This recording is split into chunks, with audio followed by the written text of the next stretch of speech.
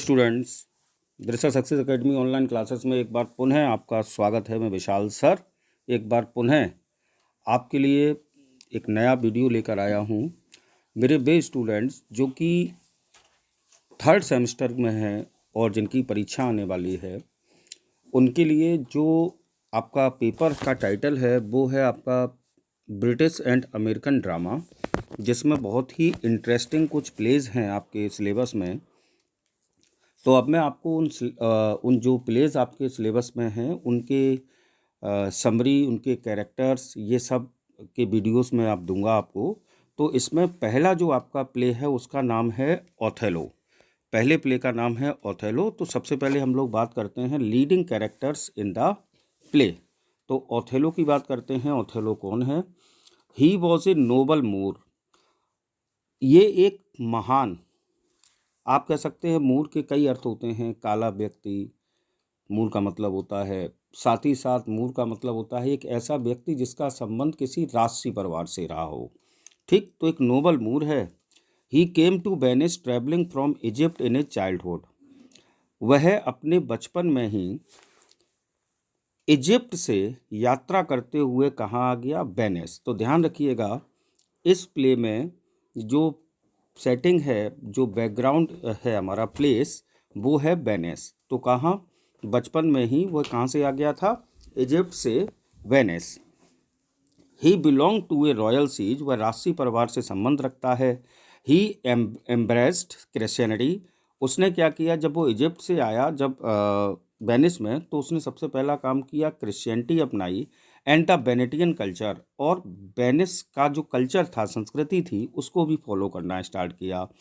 He serve the Venetian army as the general. उसने Venice की सेना में जनरल के पद पर कार्य किया। And enjoyed the confidence of the duke of Venice. और वेनिस के राजा का कॉन्फिडेंस प्राप्त किया। तो आप कह सकते हैं जो हमारा प्ले है ओथेलो, उसका मुख्य पात्र है, हीरो जो है उसका नाम भी ओथेलो है। शेक्सपियर साहब की ट्रेजेडीज़ की खासियत है कि शेक्सपियर साहब की जो ट्रेजेडीज़ होती हैं उनमें जो मुख्य पात्र होता है, जो हीरो होता है, उसी के नाम पर उस प्ले का नाम होता है। ठीक, तो ये हमारा कैरेक्टर हो गया ओथेलो। दूसरा कैरेक्टर आता है डेस्डिमोना। डेस्डिमोना के बारे में, she was a lady of noble character and beauty.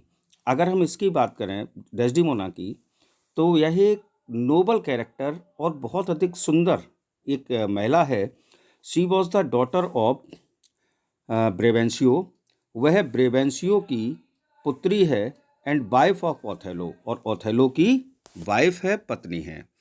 Next आपका अगला कैरेक्टर आता है कैसियो। कैरेक्टर्स को विशेष ध्यान रखें आप लोग, क्योंकि कैरेक्टर्स जब ध्यान रखते हैं आप तो बड़ी आसान हो जाता है आपको तैयारी करना। तो कैसियो देखिए क्या है। कैसियो आपका जो पात्र है, he was a good looking young man. He was a good looking young man and was appointed lieutenant by Othello. यह एक अच्छा दिखने वाला, एक हैंडसम, एक यंग मैन है जिसको कि ओथेलो अपना लेफ्टिनेंट नियुक्त करता है। He was familiar with Desdemona. और ये आप कह सकते हैं इसके पारिवारिक संबंध हैं डेस्डिमोना से। ठीक, तो आप कह सकते हैं डेस्डिमोना का मित्र भी, और डेस्डिमोना का एक पारिवारिक व्यक्ति है कैसियो। नेक्स्ट कैरेक्टर आता है यागो। ये हमारी इस कहानी का विलेन है। He was a low ranker in the Venetian army. ये वेनिस की सेना में एक लो रैंक पर कार्य करने वाला सैनिक है।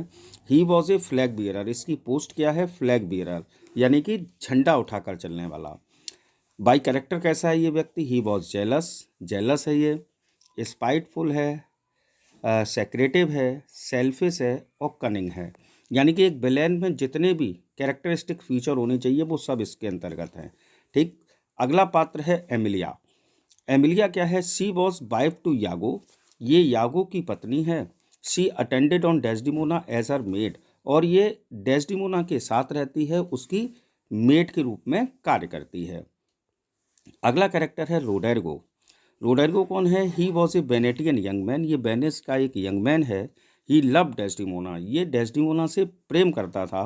ही wanted to make her his wife. और ये डेस्डिमोना को अपनी वाइफ बनाना चाहता था। अगला पात्र आया आपका ब्रेवेंशियो। ब्रेवेंशियो कौन है? He was the father to Desdemona, ये डेस्डिमोना का पिता है। He was a powerful senator, साथ ही साथ ये एक शक्तिशाली सीनेटर है, संसद सदस्य। ही वॉज ए विडोअर, और ये एक विदुर है क्योंकि इसकी वाइफ जो है और डेस्डिमोना की माँ, उनकी डेथ हो चुकी है, इस प्ले में उनको नहीं दिखाया गया है। अगला कैरेक्टर है Montano. He was governor of Cyprus before the arrival of Othello to Cyprus. Montano क्या है? मोंटेनो साइप्रस का गवर्नर हुआ करता था ओथेलो के साइप्रस पहुंचने से पहले। यानी कि यहाँ इस प्ले में दो स्थानों में पूरा प्ले होगा, एक आपका है वेनिस और दूसरा है साइप्रस। ठीक, तो साइप्रस का गवर्नर हम इस प्ले में देखेंगे ओथेलो बनता है, और ओथेलो के साइप्रस पहुंचने से पहले वहाँ का गवर्नर होता है मोंटेनो। अगला पात्र है आपका Gratiano. He was the brother to Brabantio. ये कौन है भैया? ये ब्रेवेंसियो का भाई है, यानी कि आप कह सकते हैं डेस्डिमोना का अंकल। अगला पात्र है Lodovico. He is relative to Brabantio. Lodovico कौन है? ब्रेवेंसियो का रिलेटिव है and representative of duke of Venice, और आप कह सकते हैं ड्यूक ऑफ वेनिस का ये कौन है? रिप्रेजेंटेटिव है। ठीक है। अगला पात्र है आपका क्लोन। क्लोन कौन है? He is servant to Othello, ये ओथेलो का नौकर है। ही मॉक्स द म्यूजिशियन, और ये मजाक उड़ाता है संगीतकारों का। अगला कैरेक्टर आपका आता है बियांका, एक इम्पॉर्टेंट कैरेक्टर है इस प्ले की, Bianca. She is mistress to Cassio, ये कैसियो की मिस्ट्रेस है। Bianca plays a limited but important role in the play. Bianca जो है वो, उसका रोल इस प्ले में छोटा है लेकिन इम्पॉर्टेंट रोल करती है।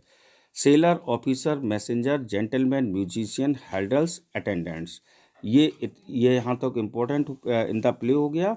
और जो कैरेक्टर हैं उनमें जैसे सेलर है, ऑफिसर्स हैं, मैसेंजर्स हैं, जेंटलमैन हैं, म्यूजिशियन हैं और कुछ अटेंडेंट्स हैं। ठीक, ये प्रमुख पात्र हैं इस प्ले के।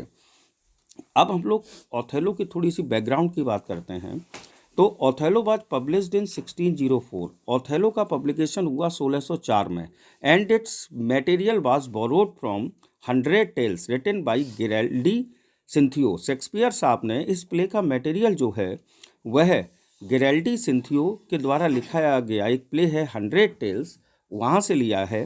The story of the play is based on the disloyalty of husband and wife.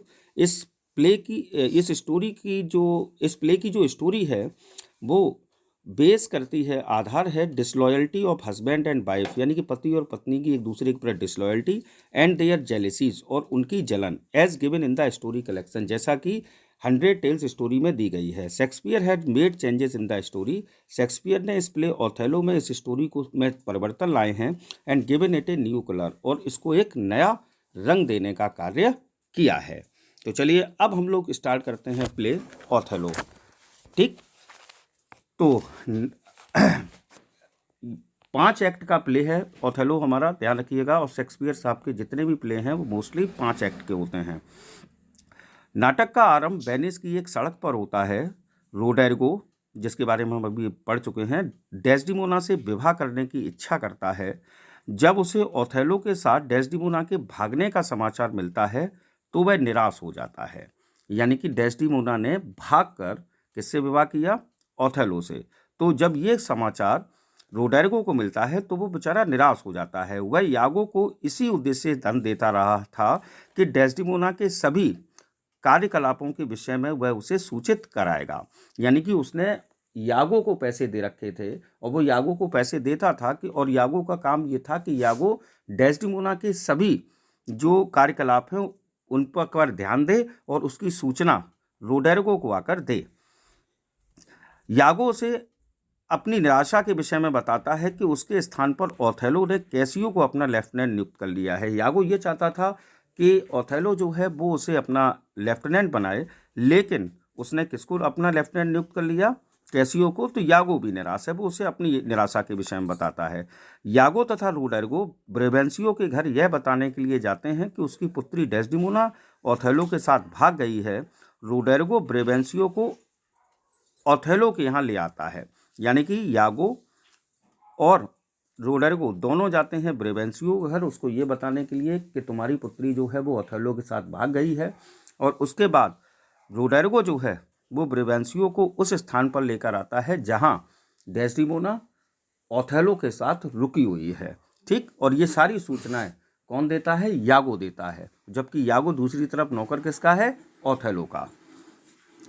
Act number first का सीन नंबर सेकंड है, वेनिस के ड्यूक का एक मैसेंजर ओथेलो को बुलाने के लिए आता है कि उसे तुरंत मैसेंजर के साथ चलना है। ओथेलो चलने की तैयारी करता है, तभी ब्रेवेंशियो उसे गिरफ्तार करने पहुंचता है ताकि ड्यूक के सामने उसे इस आरोप में प्रस्तुत कर सके कि उसने जादू या नशे का प्रयोग करके डेस्डिमोना को चुरा लिया है। उसका कारण सीधा ये है कि कुछ डेस्डिमोना और ओथेलो में एक तो एज डिफरेंस बहुत है, दूसरी बात डेस्डिमोना बहुत खूबसूरत लड़की दिखाई गई है और ओथेलो एक काला व्यक्ति दिखाया गया है। तो ब्रेवेंशियो को ये लगता है कि ये विवाह नॉर्मल वे में नहीं हुआ, तो वो उस पर यह आरोप लगाता है कि तुमने जादू या नशे का प्रयोग करके डेस्डिमोना को चुराने का कार्य किया है। जब ब्रेवेंशियो ड्यूक के संदेश वाहकों को देखता है तो वह ओथेलो को गिरफ्तार नहीं करता और इस बात पर सहमत हो जाता है कि ड्यूक के सामने ओथेलो की शिकायत करेगा। अब आता है सीन नंबर थर्ड। ओथेलो को देखकर ड्यूक तथा सभी सीनेटर्स प्रसन्न हो जाते हैं। ड्यूक का आदेश है कि ओथेलो तुरंत गवर्नर के रूप में साइप्रस पहुंचे, जैसा कि मैंने आपको बताया था। जब ब्रेवेंशियो ड्यूक के सामने शिकायत करता है कि जादू या नशे का प्रयोग करके ओथेलो ने उसकी बेटी डेस्डिमोना को चुरा लिया है, तो ड्यूक ओथेलो से अपने पक्ष में तर्क देने को कहता है। ओथेलो बताता है कि किस तरह ब्रेवेंशियो उसे अपने घर अपनी बीती जिंदगी की रोमांचक घटनाओं को सुनाने के लिए घर बुलाया करता था। डेस्डिमोना भी उन घटनाओं को सुनती थी और उससे प्यार करने लगी। यह प्यार का जादू है जिसका उसने डेस्डिमोना पर प्रयोग किया है। डेस्डिमोना भी ड्यूक के सामने प्रस्तुत होती है और उसे स्वीकार करती है। वह ओथेलो की पत्नी है और वह अपनी निष्ठा उसी के प्रति व्यक्त भी करती है। वह ओथेलो के साथ साइप्रस जाना चाहती है। ड्यूक ब्रेवेंशियो की शिकायत निरस्त कर देता है। रोडेरिगो यागो से कहता है कि वह तो इतना अधिक दुखी हो गया है कि अपना जीवन समाप्त कर लेगा, क्योंकि अब सबके सामने जब डेस्डिमोना ने ओथेलो को अपना हस्बैंड स्वीकार कर लिया है तो रोडेरिगो बहुत दुखी हो जाता है। वो कहता है मैं तो सुसाइड कर लूँगा। यागो रोडेरिगो को सलाह देता है कि वह अपनी सारी संपत्ति बेचकर अधिक से अधिक धन एकत्रित करके कर ले और पर्याप्त धन लेकर साइप्रस चले। यहाँ पर आपका एक्ट फर्स्ट समाप्त हुआ। अब आता है आपका एक्ट सेकंड का सीन फर्स्ट। नाटक की जो कर्मभूमि है अब वेनिस से हटकर साइप्रस हो जाती है। भयानक तूफान से जहाज़ों के लिए खतरा उत्पन्न हो जाता है। तुर्की जहाज़ों का बेड़ा इसमें नष्ट हो जाता है। कुछ समय बीत गया है। अलग अलग जहाज़ों से भयंकर समुद्री तूफान का सामना करते हुए ओथेलो, डेस्डिमोना, कैसियो, यागो, एमिलिया और रोडेरिगो ये सभी लोग साइप्रस पहुंच जाते हैं। जो मुख्य घटनाक्रम तब प्रारंभ होता है जब कैसियो अपना बोल्ड बिहेवियर प्रदर्शित करते हुए एमिलिया का चुंबन कर लेता है और डेस्डिमोना से फुसफुसाकर बातें करता है। यह देखकर यागो प्रसन्न होता है और निर्णय लेता है कि ओथेलो को परेशान करने के लिए वह कैसियो तथा डेस्डिमोना के अवैध संबंधों की बदनामी फैला देगा। वो क्या फैलाएगा कि डेस्डिमोना और कैसियो के बीच क्या है? अवैध संबंध हैं। फिर आता है सीन सेकंड। आधिकारिक रूप से यह घोषणा की जाती है कि तुर्की हार गई है, क्योंकि तुर्की के लड़ाके जो थे जो जहाज़ों से आ रहे थे वो समुद्र में ही उनके सारे जहाज़ डूब गए, तो युद्ध हो भी नहीं पाया और बिना युद्ध के साइप्रस विजयी हुआ, तुर्की हार गई। सभी नगरवासी अपने अपने तरीके से नाच गाकर खुशी मनाने को स्वतंत्र हैं। इसके साथ ओथेलो तथा डेस्डिमोना के विवाह का भी उत्सव है। सार्वजनिक भोज का आयोजन किया जाता है जिसमें साइप्रस के सभी नागरिकों को आमंत्रित किया जाता है। अब आया सीन नंबर थर्ड। कैसियो को ओथेलो ये जिम्मेदारी देता है कि आज रात तुम्हें ये सब ध्यान रखना है कि किसी भी प्रकार का कोई भी प्रॉब्लम क्रिएट ना हो पाए इस पूरे दावत में जो आयोजन हो रहा है। कैसियो की एक प्रॉब्लम है, कैसियो मदिरापान में कमज़ोर है। यागो यह जानता है, फिर उसकी कमजोरी को उजागर करने के लिए वह उसे नशे में धुत कर देता है और रोडेरिगो को कैसियो को उत्तेजित करने के लिए भेजता है। तलवार लिए हुए कैसियो रोडेरिगो के पीछे भागता है तो रोडेरिगो तो भाग जाता है। मोंटेनो जो है वह उसे रोकता है तो कैसियो रोडेरिको को भूल जाता है और मोंटेगो के साथ उसका संघर्ष स्टार्ट हो जाता है। देर रात काफ़ी शोर शराबा सुनकर ओथेलो की नींद खुल जाती है। ओथेलो तुरंत वहां पर आकर कैसियो को दंडित करता है और उसका पद यानी कि लेफ्टिनेंट का पद उससे छीन लेता है। कैसियो यागो के संपर्क करता है और यह सुझाव देता है कि कैसियो को डेस्डिमोना से मिलना चाहिए। यदि वह कैसियो की वकालत ओथेलो के सामने करेगी तो शायद कैसियो को उसकी जॉब वापस मिल जाए। और इसके पीछे यागो का मोटिव ये है कि जब डेस्डिमोना कैसियो के बारे में और कैसियो की नौकरी को दोबारा वापस देने के लिए डेस्डिमोना जब कहेगी ओथेलो से, तो मैं ओथेलो के दिमाग में ये डाल सकता हूँ कि इन दोनों का अवैध संबंध है। ठीक, अब आता है हमारा एक्ट नंबर, ये आपका सीन नंबर 3 जो है वो आपका समाप्त हुआ। अब आता है एक्ट 3 का सीन नंबर 1। एक्ट 3 का सीन नंबर 1 जो है उसमें कैसियो एमिलिया से मिलने का प्रयास करता है, क्योंकि उसको डेस्डिमोना से मिलने के से पहले एमिलिया से मिलना पड़ेगा। एमिलिया उसकी मेड है। ओथेलो के मनोरंजन के लिए वह अपने 7 संगीतकारों को ले जाता है। ओथेलो का नौकर एक जो क्लोन है वह संगीतकारों से कहता है कि वह वहाँ शोर ना करें। जब एमिलिया बाहर आती है तो कैसियो को सांत्वना देती है। कैसियो उससे बताता है कि इस प्रकार से मेरी जॉब चली गई, तुम डेस्डिमोना से मेरी मुलाकात करवा दो, तो उसको सांत्वना देती है। ओथेलो यागो से कहता है कि वह उसका एक पत्र यानी कि सीन नंबर 2, एक्ट नंबर 3 का सीन नंबर 2 बहुत छोटा सा है। ओथेलो यागो से कहता है कि उसका एक पत्र जहाज के कैप्टन को देकर आए और उसके बाद वह किले का निरीक्षण करने चला जाता है। अब आता है एक्ट 3 का सीन नंबर 3।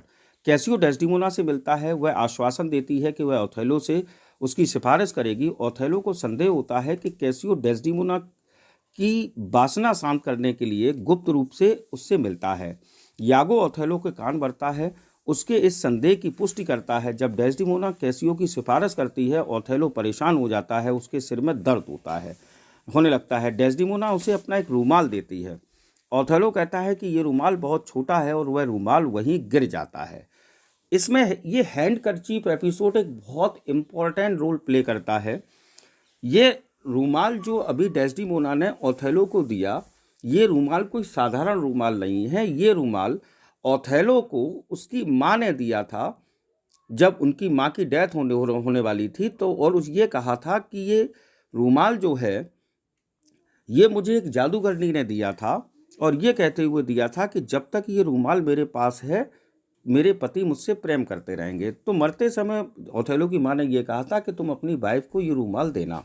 तो एक गिफ्ट के रूप में ओथेलो ने ये रूमाल डेस्डिमोना को दिया, लेकिन वो रूमाल छोटा था और इसलिए ओथेलो के सिर पर बंध नहीं सकता था, तो अननोन तरीके से वह रूमाल वहीं रह गया।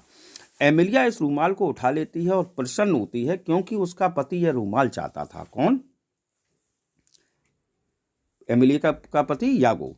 वह रूमाल यागो को दे देती है। यागो ओथेलो से कहता है कि डेस्डिमोना ने अपना रूमाल कैसियो को दिया है। यानी कि क्या करता है यागो, एमिलिया से रूमाल ले लेता है और उस रूमाल को कैसियो के कमरे में डाल देता है और कहता है कि तुमने जो रूमाल अपनी वाइफ को दिया था वही रूमाल तुम्हारी वाइफ ने किसको दे दिया है? कैसियो को दे दिया है। यानी कि मिसअंडरस्टैंडिंग पैदा कर देता है। अब आता है सीन नंबर 4। यागो की सूचना की पुष्टि करने के लिए ओथेलो डेस्डिमोना से कहता है कि रूमाल लेकर आए। डेस्डिमोना ऐसा करने में असफल होती है तो ओथेलो को गुस्सा आता है। डेस्डिमोना यागो को यह बात बताती है और वह आश्वासन देता है कि ओथेलो के गुस्से को ठंडा कर देगा। यानी कि जब ओथेलो उससे रूमाल मांगता है डेस्डिमोना से सीन नंबर 4 में, तो वो उस भाई रूमाल जब हो तब तो वो दे।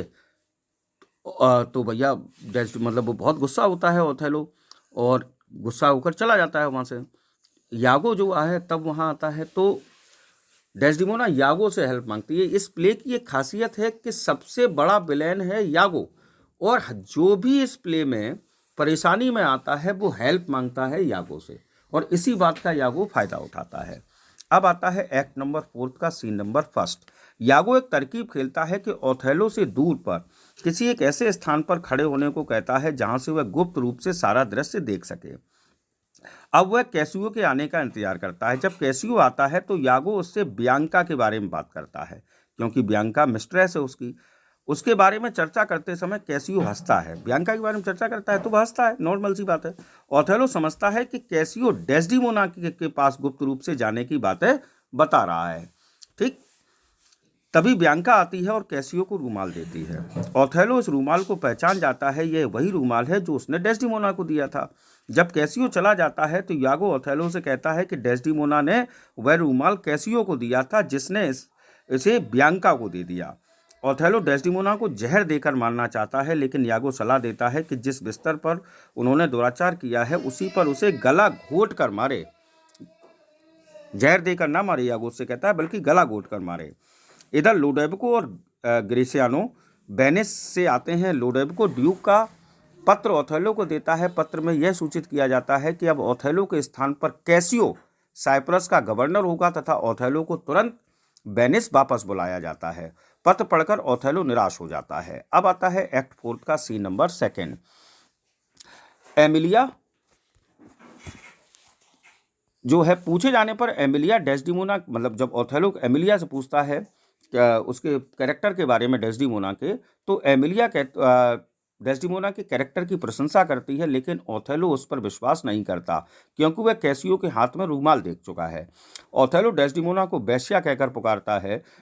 डेस्डिमोना यागो को बुलाती है, जो यह कहकर डेस्डिमोना को सांत्वना देता है कि ओथेलो की दिमागी परेशानी का कारण कुछ और है।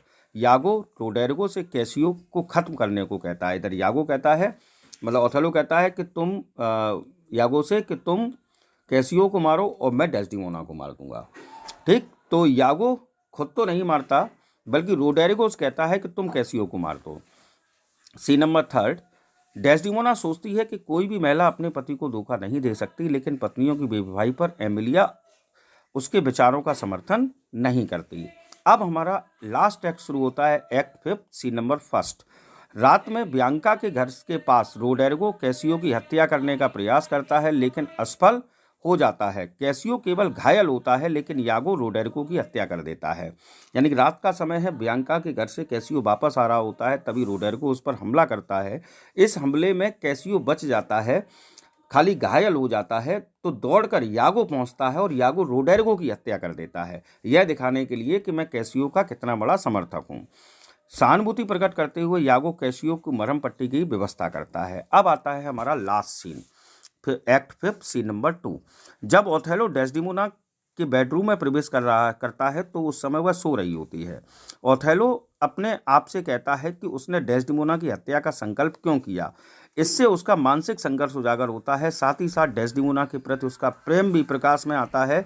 जब डेस्डिमोना जगती है, ओथेलो उसकी हत्या कर देता है। यानी जब तक वो सोती है तब तक उसकी हत्या नहीं करता, जब उसके उठने का इंतजार करता है, और जब वो उठती है तो उसका गला दबाता है।